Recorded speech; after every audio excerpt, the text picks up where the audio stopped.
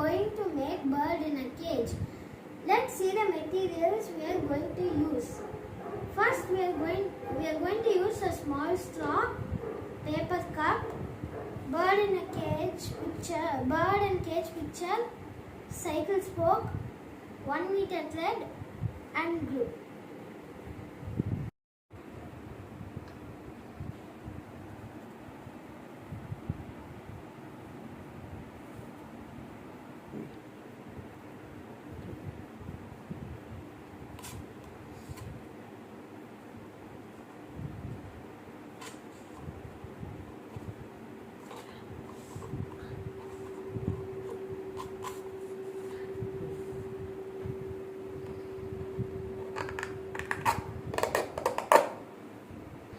Insert the thread into the cup and tie.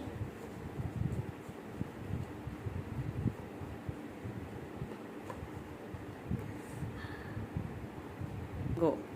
Now our bird in the cage is ready. Let's see. Now spin the spoke till the end of the thread.